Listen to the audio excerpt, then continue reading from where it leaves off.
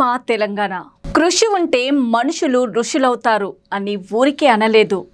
అలాంటి ఒక సక్సెస్ఫుల్ కథ ఇప్పుడు నేను మీ ముందుకు తీసుకువచ్చాను.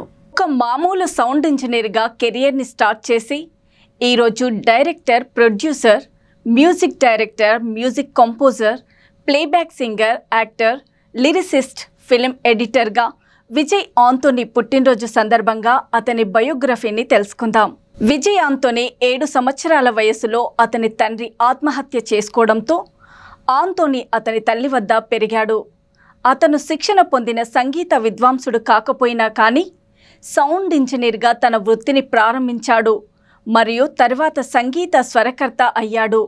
తన తృతీయ విద్యను పూర్తి చేసిన తర్వాత ఆంటోనీ ఆడియో ఇన్ఫోటైన్మెంట్ అనే ఆడియో స్టూడియోను స్థాపించి అక్కడ సౌండ్ ఇంజనీర్గా పనిచేశాడు. అతను సంగీత స్వరకర్తగా ప్రారంభ రోజుల్లో అతను ప్రకటనల కోసం జింగిల్స్ కంపోజ్ చేశాడు మరియు సౌండ్ ఇంజనీరింగ్పై పరిశోధన చేయడం ద్వారా టెలివిజన్ షోల కోసం చెప్పుకోదగిన నేపథ్యం స్కోర్లను కంపోజ్ చేశాడు.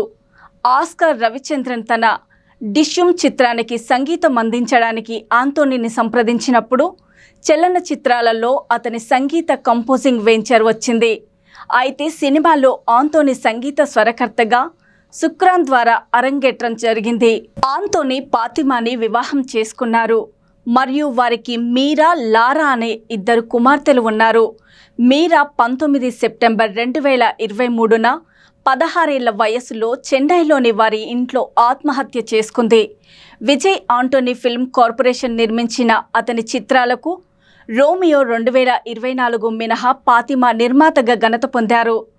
తదనంతరము దీనికి మీరా నిర్మాతగా ఘనత పొందారు. ఇతర దర్శకులు కూడా ఆయనకు తన సినిమాలకు కంపోజ్ చేసే అవకాశం ఇచ్చారు. కాదలిల్ వింజుతెన్లోని నాకుముక్క మరియు TN07 AL 4777 నుండి అతిచూడి వంటి తమిళ చిత్రాలలో అతని గొప్ప హిట్ల తర్వాత అతను అత్యంత కోరిన AR రెహమాన్ తర్వాత సంగీత దర్శకుడు. ఇది అతని కీర్తిని విపరీతంగా పెంచింది. విజయ్ ఆంటోనీ ఉపేంద్ర నటించిన కన్నడ చిత్రం బుద్ధివంతుడికి కూడా సంగీతం అందించారు. ఇది వాస్తవానికి తమిళ చిత్రం నాన్ అవనిల్లైకి రీమేక్. సంగీత దర్శకుడిగా బెస్ట్ ఆఫ్ మ్యూజిక్ విభాగంలో నక్కముక్క వాణిజ్య ప్రకటన టైమ్స్ ఆఫ్ ఇండియా కోసం 2009 కేన్స్ గోల్డెన్ లయన్ను గెలుచుకున్న ఘనత కూడా విజయ్కి ఉంది. కాదలిల్ వింజుతెన్ చిత్రంలోని ఉనకేనా నాన్ పాట కోసం అతను దోపిడీకి పాల్పడ్డాడని ఆరోపించారు. అయితే పాట యొక్క స్వరకర్త స్వయంగా దర్శకుడని CD పేర్కొన్నది. విజయ్ ఆంటోనీ తొలిసారిగా క్రైమ్ థ్రిల్లర్ నాన్లో ప్రధాన పాత్ర పోషించాడు. చలనచిత్రం యొక్క స్వతంత్ర సీక్వెల్ సలీం ఒక యాక్షన్ థ్రిల్లర్ నటుడిగా అతని తదుపరి ప్రాజెక్టు. దీనికి అతను సంగీతం కూడా సమకూర్చాడు. 2 సినిమాలు సూపర్ హిట్స్గా నిలిచాయి. 2015లో అతను రొమాంటిక్ కామెడీ ఇండియా పాకిస్తాన్లో నటించాడు. అతని మొదటి నటనా చిత్రం. దీనికి అతను సంగీత దర్శకుడు కాదు.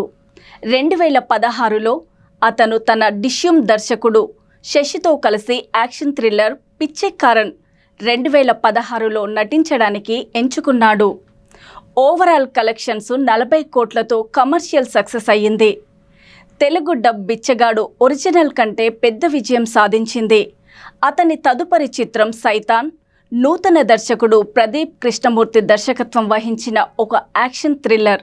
అతను జీవాశంకర్ దర్శకత్వం వహించిన 2017 పొలిటికల్ యాక్షన్ థ్రిల్లర్ యమన్లో కనిపించాడు. నాన్ తర్వాత అతను రెండోసారి అతనితో కలిసి పనిచేశాడు. ఈ చిత్రం పాజిటివ్ రివ్యూలతో విడుదలైంది. అదే సంవత్సరంలో అతని తదుపరి చిత్రం అన్నాదురై ఒక యాక్షన్ డ్రామా. ఇది మిశ్రమ సమీక్షలను అందుకుంది.